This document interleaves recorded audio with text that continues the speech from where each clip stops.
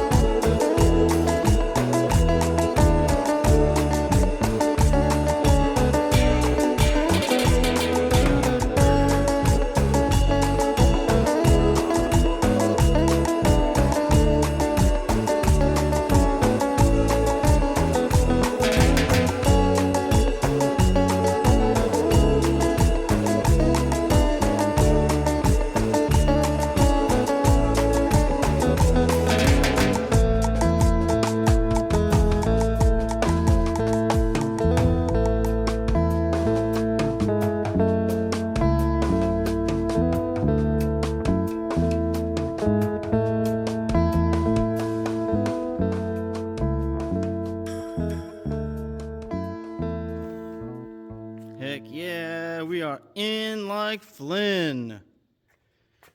All right, let's go over some of the stuff I had to do. Hopefully I can remember everything I had to do. Well, first, I did have to wind up cutting these stock motor mount blocks, whatever you want to call them. This I had to cut down way far because I had to get some clearance there for the AC compressor. But now that I cut it down, there's tons of clearance, plenty of room. Plenty of room on that side, even for this little adapter guy, plenty of room right there. For steering, because the engine is so far back compared to what it would be from the factory, because remember, here's factory motor mount, and here's where we are now. So, I mean, it's about 11 inches, I'd say, maybe a foot back. But anyways, here's the power steering rack with this two-wheel drive frame, so came with a rack and pinion, and this is what I was worried about. Ooh, man. But there is enough room, there is enough clearance for the belt. I'm just gonna have to rig up something, you know, get a couple universal joints in there to made it up to here. The other big thing was, I know the master cylinder's in the way, but let's see, clearance for this guy. I think I'm gonna have clearance. But the other bad thing is this is like right in the middle, and I know the intake manifolds have their fittings somewhere around here, so hopefully the fittings are lower or maybe higher or maybe slightly off center or something.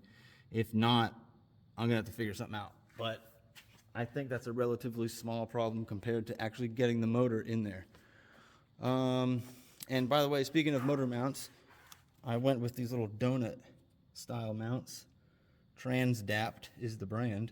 And I barely ran out of room. So the last hole, there's 1, 2, 3, 4 holes. I had to extend the hole a little bit, but we got it. And let me show you the transmission under here. All right. So I used a piece of round tube. Made me a little mount right here. Yeah, there you go. Energy suspension bushing. Worked out real well, I think. Maybe one day I'll beef this up, make it better, but for now it's at least good enough. And then the shifter, let's see. So I already cut the hole. It's further forward, so that was, I wrote on there ideal. That's the ideal spot, I guess, and unfortunately it ended up further forward, but again, it's because of that blower sticks out so far from the firewall. I kind of figured that would happen. And I drilled holes through, all the way through the carpet and marked where they came out, so I'll go on the inside of the car and then cut the carpet with a knife. Then I can put my shifter in and do all that good stuff. Oh, anything else? I don't think so. I mean, that's pretty much it. Glad I finally got that done. I think that's gonna be it for this video. I'm still waiting on more parts. I'm still gonna have to order some stuff. You know, eventually I'll have to put the exhaust manifolds on and start building the turbo setup. Intake manifold, that's probably going to be jump to the top of the list of priorities so I can figure out what to do, if it's going to fit or not with that little blower motor thing. I think that's it. Yeah, I think that's it. Again, probably a pretty quick video, short video, whatever. I know it was a time lapse, but still pretty short, I guess, compared to my others. But yeah, major milestone. Got that motor in there. The first 6th gen Cadillac DeVille with an LS in it. Boom. All right, peace out. Keep on the lookout for more videos. Okay, working on the steering for this Cadillac, and I had to document something for future use / others' benefits. So this is the stock Silverado U-joint at the rack and pinion. And if you look, it almost looks like it's a 3/4 double D, but it's not. It's something slightly bigger. So this right here is not 3/4 double D. something different. Either bigger or smaller, I don't know. But either way, 3/4 double D won't work. This piece right here, don't mind this aftermarket section that I welded on. But from here to here is the OEM U-joint from the Cadillac that slips on here, and then there's a little kind of rosette weld that I drilled out right here, which is welded over, but there would be a little dimple in this. So you drill that dimple out, and then this piece, this section, slides out from this shaft. The cool part is, I don't know why, but GM made this a 3/4 double D shaft. So any aftermarket 3/4 double D universal joint will slip over this no problem. And the other cool thing is this. So this is 3/4 double D in here, because that's what slips over this 3/4 double D. But again, GM decided to make this not 3/4 double D. I don't know why. But the cool thing is the Silverado U-joint and the Cadillac 1987 U-joint, whatever this size is exactly the same.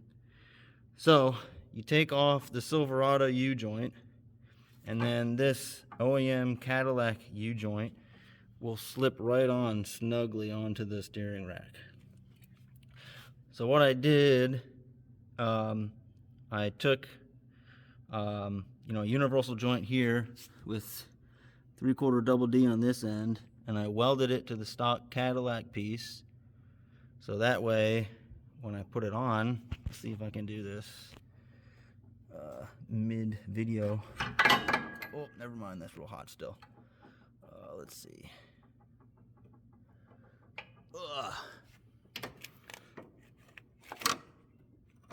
Yeah, there you go. So, I'll use a bolt. Okay, so that way, when I get my steering set up, it'll look something like that.